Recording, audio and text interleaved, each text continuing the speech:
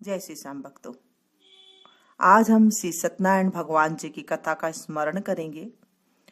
बोलिए सतदेव भगवान की जय, सत्यनारायण भगवान की जय।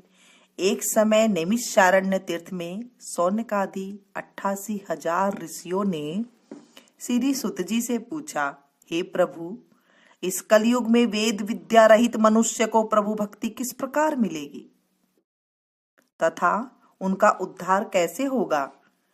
हे मुनि श्रेष्ठ, कोई ऐसा तप बताइए जिसमें थोड़े समय में ही पुण्य प्राप्त हो तथा मनवांछित फल मिले।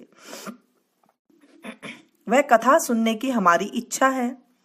सर्वशास्त्र ज्ञाता श्री सुत जी बोले, हे वैष्णवों, मैं पूज्य आप सबने प्राणियों के हित की बात पूछी है, अतः मैं उस श्रेष्ठ व्रत को आप लोगों को बताऊंगा जिस व्रत को नारद जी ने लक्ष्मी नारायण जी से पूछा था और श्री लक्ष्मीपति ने मुनि श्रेष्ठ नारद जी से कहा था।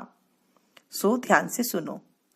एक समय योगीराज नारद जी ने दूसरों के हित की इच्छा से अनेक लोकों में घूमते हुए मृत्यु लोक में आ पहुंचे।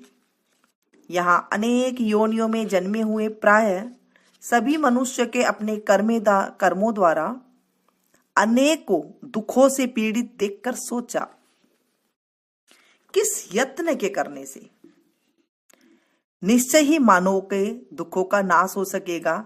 ऐसा मन में सोचकर विष्णु लोक को गई। वहां श्वेत वर्ण और 4 भुजाओं वाले देवों के ईश नारायण का, जिनके हाथों में शंख चक्र गदा और पद्म थे तथा बरमाला पहने हुए थे, देखकर स्तुति करने लगे। हे भगवान, आप अत्यंत शक्ति से संपन्न हैं, मन तथा वाणी भी आपको नहीं पा सकती। आपका आदि मध्य अंत नहीं है। निर्गुण स्वरूप सृष्टि के कारण भक्तों के दुखों को नष्ट करने वाले हो। आपको मेरा नमस्कार है। नारद जी इस प्रकार की स्तुति सुनकर विष्णु भगवान बोले, हे मुनि श्रेष्ठ, आपके मन में क्या है? आपका किस काम के लिए आगमन हुआ है? निसंकोच कहो। तब नारद मुनि बोले, मृत्यु लोक में सब मनुष्य जो अनेक योनियों में पैदा हुए हैं, अपने अपने कर्मों के द्वारा अनेक प्रकार के दुखों से दुखी हैं। हे नाथ, मुझ पर दया रखते हो तो बतलाइए कि उन मनुष्य के सब दुखों थोड़े से ही प्रयत्न से कैसे दूर हो सकते हैं।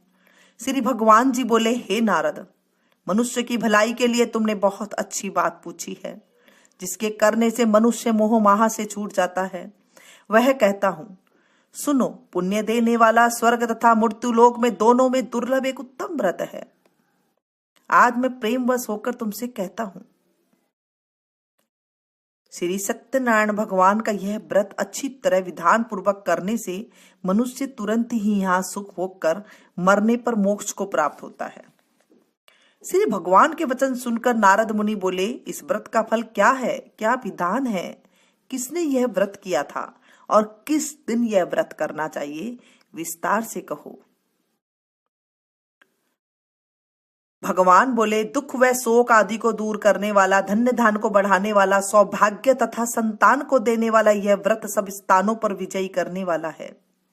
भक्ति और श्रद्धा के साथ किसी भी दिन मनुष्य श्री सत्यनारायण की शाम के समय ब्राह्मणों और बंधुओं के साथ धर्मपरायण होकर पूजा करे।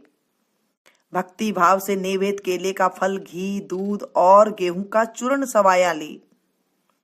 गेहूं के अभाव में साठी का चूर्ण, शक्कर तथा गुड़ ले और सब भक्षण योग्य पदार्थ जमा करके भगवान को अर्पित करे तथा बंधु बांधवों सहित ब्राह्मणों को भोजन कराए।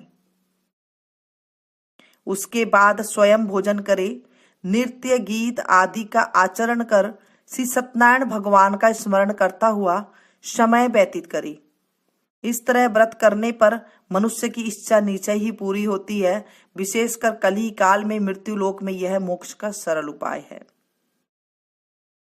इति श्री सत्यनारायण व्रत कथा का प्रथम अध्याय संपूर्ण। श्रीमन नारायण नारायण नारायण। भज मन नारायण नारायण नारायण। श्री सत्यनारायण भगवान की जय, सतदेव भगवान की जय। द्वितीय अध्याय। सुत जी बोले, हे ऋषियों, जिसने पहले समय में इस व्रत को किया है उसका इतिहास कहता हूं, ध्यान से सुनो। सुंदर काशीपुर नगरी में एक अत्यंत निर्धन ब्राह्मण रहता था। वह भूख प्यास से बेचैन हुआ नित्य पृथ्वी पर घूमता रहता था। ब्राह्मणों से प्रेम करने वाला भगवान ने ब्राह्मण का रूप धारण कर उसके पास जाकर आदर के साथ पूछा, हे विप्र, नित्य दुखी हुआ पृथ्वी पर क्यों घूमता है? दीन ब्राह्मण बोला, मैं निर्धन ब्राह्मण हूं, भिक्षा के लिए पृथ्वी पर फिरता रहता हूं। हे भगवान, यदि आप इसका उपाय जानते हो तो कृपा करके कहो। वृद्ध ब्राह्मण बोला, सत्यनारायण भगवान मनवांछित फल देने वाले हैं, इसलिए हे ब्राह्मण तू उनका पूजन कर, जिसके करने से मनुष्य सब दुखों से मुक्त होता है।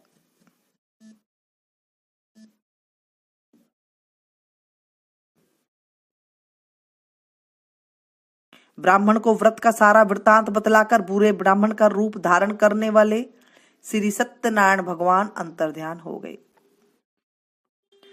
जिस व्रत को वृद्ध ब्राह्मण ने बतलाया है मैं उसको करूंगा, यह निश्चय करने पर उसे रात में नींद भी नहीं आई। वह सवेरे उठ सत्यनारायण भगवान के व्रत का निश्चय कर भिक्षा मांगने के लिए चला। उस दिन उसको भिक्षा में बहुत धन मिला, जिससे बंधु बांधवों के साथ उसने श्री सत्यनारायण भगवान का व्रत किया। इसके करने से वह विप्र सब दुखों से छूटकर अनेक प्रकार की संपत्तियों से युक्त हुआ। उस समय से वह विप्र हर मास व्रत करने लगा। इस तरह सत्यनारायण भगवान के व्रत को जो करेगा वह सब पापों से छूटकर मोक्ष को प्राप्त होगा। आगे जो पृथ्वी पर श्री सत्यनारायण भगवान का व्रत करेगा वह मनुष्य सब दुखों से छूट जाएगा। इस तरह नारद जी से नारायण जी का कहा हुआ यह व्रत मैंने तुमसे कहा। हे विप्रो, अब मैं और क्या कहूं? ऋषि बोले, हे मुनिवर, संसार में उस विप्र से सुनकर और किस किस ने इस व्रत को किया वह हम सब सुनना चाहते हैं। इसके लिए हमारे मन में श्रद्धा है। सुत जी बोले, हे मुनियों, जिसने इस व्रत को किया है वह सब सुनो। एक समय वह विप्र धन और ऐश्वर्य के अनुसार बंधु बांधवों के साथ व्रत करने को तैयार हुआ। उसी समय एक लकड़ी बेचने वाला बूढ़ा आदमी आया और बाहर लकड़ियों को रखकर विप्र के मकान में गया। प्यास से दुखी लकड़हारा उनको व्रत करते देखकर विप्र को नमस्कार कर कहने लगा, आप यह क्या कर रही हैं और इसके करने से क्या फल मिलता है? कृपया मुझे भी बताओ। ब्राह्मण ने कहा, सब मनोकामनाओं को पूर्ण करने वाला यह श्री सत्यनारायण भगवान का व्रत है। इसकी ही कृपा से मेरे यहाँ धन्य धान्य की वृद्धि हुई है। विप्र से इस व्रत के बारे में जानकर लकड़हारा बहुत प्रसन्न हुआ। चरनामत ले और प्रसाद खाने के बाद अपने घर को गया। लकड़हारे ने अपने मन में यह प्रकार का संकल्प किया कि आज गांव में लकड़ी बेचने से जो धन मिलेगा उसी से श्री सत्यनारायण भगवान का उत्तम व्रत करूंगा। यह मन में विचार कर वह बूढ़ा आदमी लकड़ियां अपने सिर पर रखकर जिस नगर में धनवान लोग रह रहे थे वह ऐसे सुंदर नगर में गया। उस रोज वहां पर उसे उन लकड़ियों के दाम पहले दिनों से चौगुना मिले। तब वह बूढ़ा लकड़हारा दाम ले और अति प्रसन्न होकर पके केले की फली, शक्कर, घी, दूध, दही और गेहूं का चूर्ण इत्यादि श्री सत्यनारायण भगवान के व्रत की कुल सामग्रियों को लेकर अपने घर गया। फिर उसने अपने भाई बंधुओं को बुलाकर विधि के साथ भगवान जी का पूजन और व्रत किया। उस व्रत के प्रभाव से वह बूढ़ा लकड़हारा धन, पुत्र आदि से युक्त हुआ और संसार के समस्त सुख भोग कर बैकुंठ को चला गया। इति श्री सत्यनारायण व्रत कथा का द्वितीय अध्याय संपूर्ण। श्रीमन नारायण नारायण नारायण, भज मन नारायण नारायण नारायण। श्री सत्यनारायण भगवान की जय, सतदेव भगवान की जय। तृतीय अध्याय। सुत जी बोले, हे श्रेष्ठ मुनियों, अब आगे की कथा कहता हूँ। पहले समय में उल्का मुख नाम का एक बुद्धिमान राजा था। वह सत्यवक्ता और जितेंद्रिय था। प्रतिदिन देव स्थानों पर जाता तथा गरीबों को धन देकर उनके कष्ट को दूर करता था। उसकी पत्नी कमल के समान मुख वाली और सती साध्वी थी। भद्रशिला नदी के तट पर उन दोनों ने श्री सत्यनारायण भगवान का व्रत किया। उस समय वहां एक साधु नामक वेश्य था। उसके पास व्यापार के लिए बहुत सा धन था। राजा को व्रत देखकर वह विनय के साथ पूछने लगा, हे राजन, भक्ति तो चित्त से ये आप क्या कर रहे हैं? मेरी सुनने की इच्छा है, सो आप मुझे बतलाइए। राजा बोले, हे साधु, अपने बांधवों के साथ पुत्र आदि की प्राप्ति के लिए यह महाशक्तिवान श्री सत्यनारायण भगवान का व्रत व पूजन किया जा रहा है। राजा के वचन सुनकर साधु आदर से बोला, हे राजन, मुझसे इसका सब विधान कहो। मैं भी आपके कथानुसार इस व्रत को करूंगा। मेरे भी कोई संतान नहीं है और इससे निश्चय ही होगी। राजा से जब विधान सुन व्यापार से निवृत्त हुए आनंद के साथ घर गया। साधु ने अपनी पत्नी से संतान देने वाले उस व्रत का वर्णन सुनाया और कहा, जब मेरी संतान होगी तब मैं इस व्रत को करूंगा। साधु ने ऐसे वचन अपनी पत्नी लीलावती से कहे। एक दिन उसकी पत्नी लीलावती पति के साथ आनंदित हो सांसारिक धर्म में प्रभुत होकर श्री सत्यनारायण भगवान की कृपा से गर्भवती हो गई तथा 10वें महीने में उसके एक सुंदर कन्या का जन्म हुआ। दिनों दिन वह इस तरह बढ़ने लगी जैसे शुक्ल पक्ष का चंद्रमा बढ़ता है। कन्या का नाम कलावती रखा गया। तब लीलावती ने मीठे शब्दों में अपने पति से कहा, जो आपने संकल्प किया था कि सत्यनारायण भगवान का व्रत करूंगा, अब आप उसे करिए। साधु बोला, हे प्रिय, इसके विवाह पर करूंगा। इस प्रकार अपनी पत्नी को आश्वासना दे वह नगर को गया। कलावती प्रति ग्रह में वृद्धि को प्राप्त हो गई। साधु ने जब नगर में सखियों के साथ अपनी पुत्री को देखा तो तुरंत ही दूत को बुलाकर कहा, पुत्री के लिए कोई सुयोग्य वर देख कर लाओ। साधु की आज्ञा पाकर दूत कंचन नगर पहुंचा और वहां पर देखभाल कर लड़की के लिए सुयोग्य बाणिक पुत्र ले आया। उस सुयोग्य लड़के को देखकर साधु ने अपने बंधु बांधवों सहित प्रसन्नचित अपनी पुत्री का विवाह उसके साथ कर दिया। किंतु दुर्भाग्य से विवाह के समय भी उस व्रत को करना भूल गया। तब श्री भगवान क्रोधित हो गए और शाप दिया, तुम्हें दारुण दुख प्राप्त होगा। अपने कार्य में कुशल साधु बनिया जमाता सहित समुद्र के समीप स्थित होकर रत्नसारपुर नगर में गया और वहां दोनों ससुर जमाई चंद्रकेतु राजा के उस नगर में व्यापार करने लगे। एक बार भगवान ने श्री सत्यनारायण की माया से प्रेरित कोई चोर राजा का धन चुराकर भागा जा रहा था, किंतु राजा के दूतों को आता देखकर चोर ने घबराकर भागते हुए राजा के धन को वहीं चुपचाप रख दिया जहां ससुर जमाई ठहरे हुए थे। जब दूतों ने उस साधु वैश्य के पास राजा का धन को देखा तो उन दोनों को पकड़ राजा के समीप ले जाकर बोले, हम इन दोनों चोरों को पकड़कर लाए हैं, अब हमें क्या करना है, आज्ञा दे। राजा की आज्ञा से उन्हें कारावास में डाल दिया और उनका धन छीन लिया।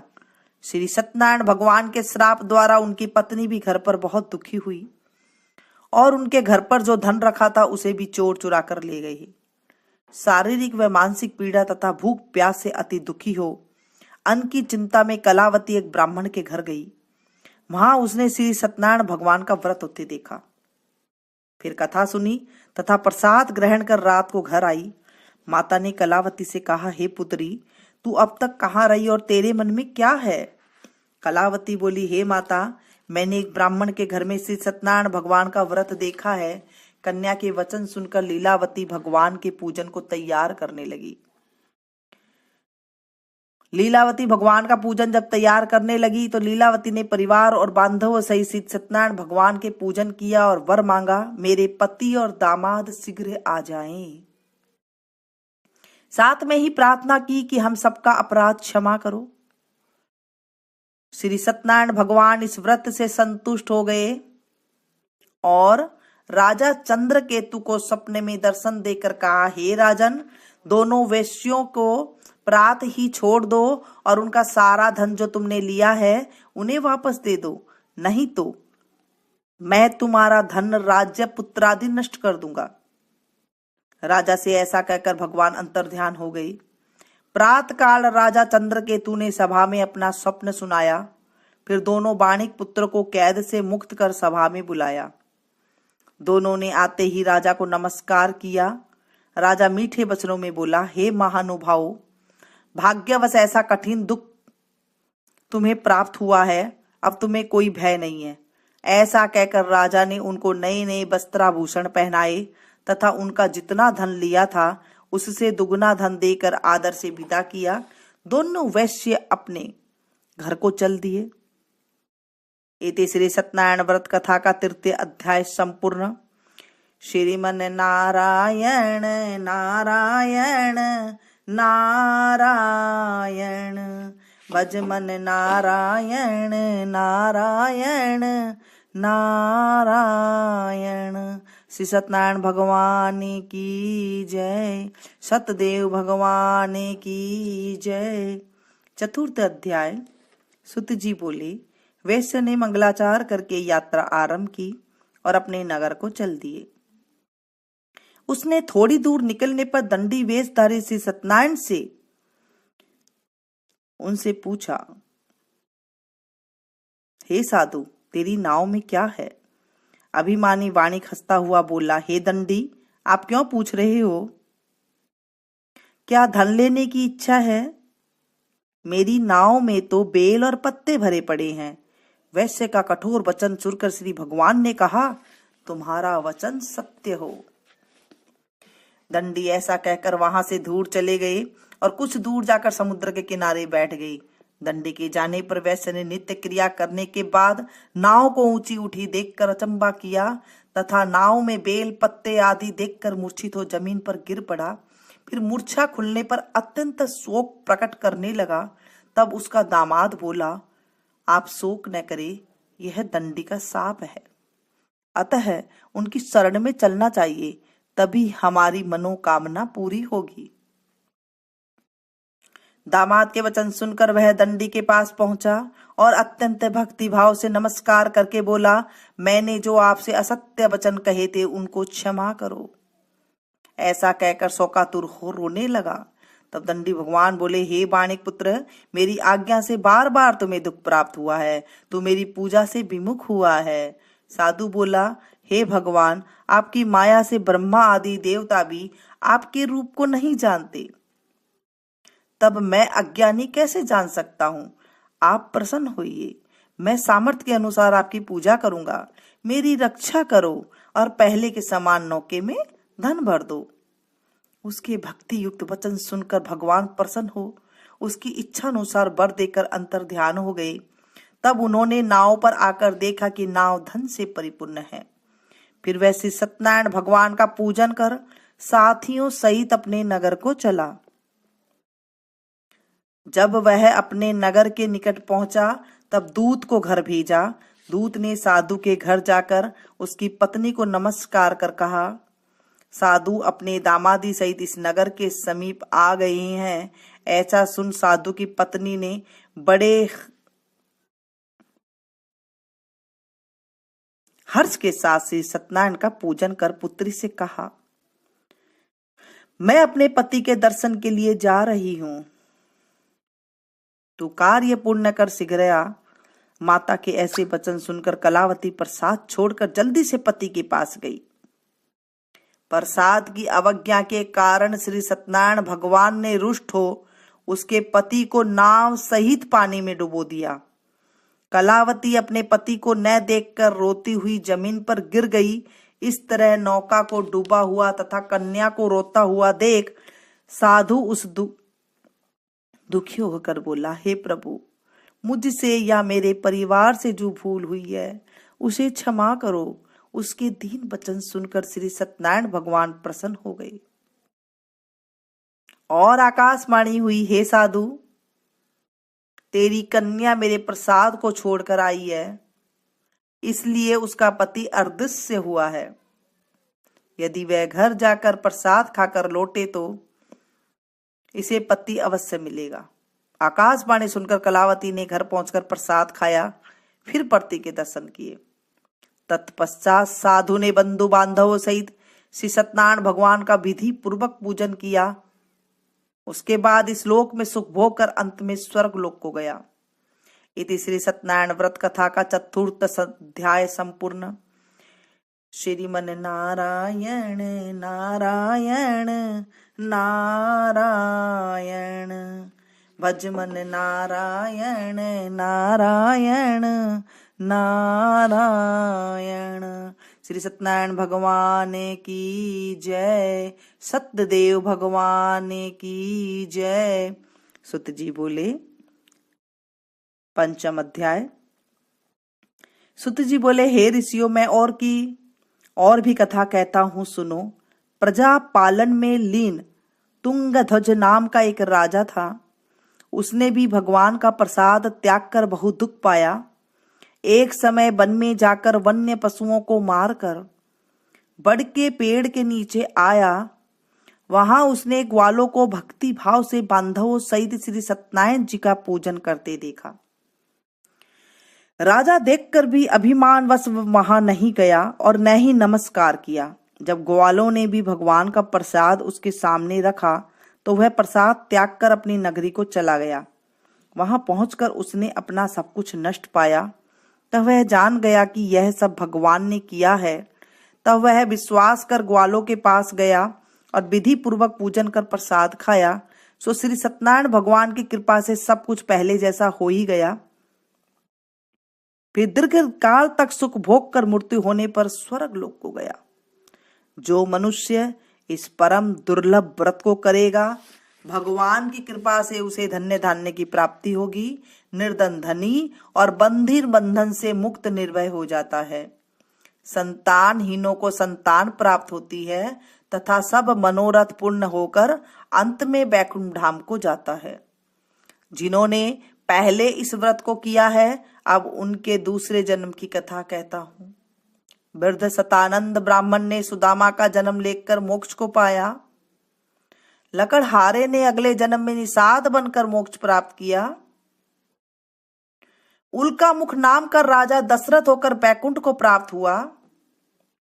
साधु नाम के वैश्य ने मोरध्वज बनकर अपने पुत्र को आरे से चीरकर मोक्ष को प्राप्त किया।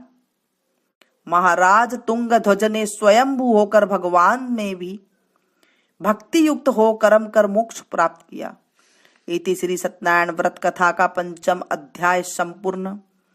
श्रीमन नारायण नारायण नारायण, भज मन नारायण नारायण नारायण। श्री सत्यनारायण भगवान की जय।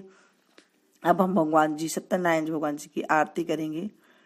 ओम जय लक्ष्मी रमणा, स्वामी जय लक्ष्मी रमणा, सत्यनारायण स्वामी श्री सत्यनारायण स्वामी, जनपातक हरणा, जय लक्ष्मी रमणा, रतन जड़ित सिंहासन, अद्भुत छवि राजे ओ स्वामी अद्भुत छवि राजे, नारद करत निरंजन, नारद करत निराजन, घंटा ध्वनि बाजे, जय लक्ष्मी रमणा, प्रगट भये कलि कारण, दिज को दरस दिया स्वामी दिज को दरस दियो, बूढ़ो ब्राह्मण बन कर,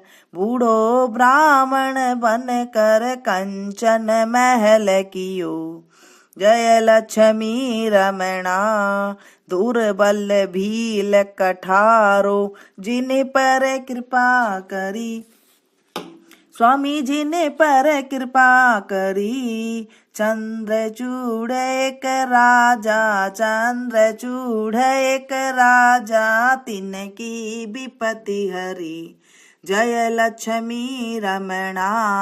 वैश्य मनोरथ पायो सरधा तज दीनी, स्वामी सेवा तज दीनी। सो फल भोग्यो प्रभु जी, सो फल भोग्यो संवरा, फिर स्तुति कीनी। जय लक्ष्मी रमणा।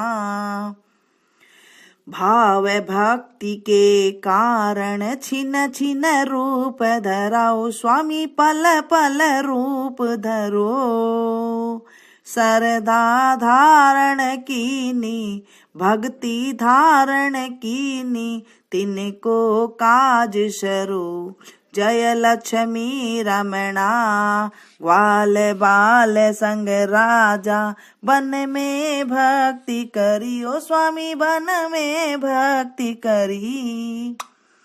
मन वांछित फल दीना, मन इच्छा फल दीना, दीन दयालु हरि।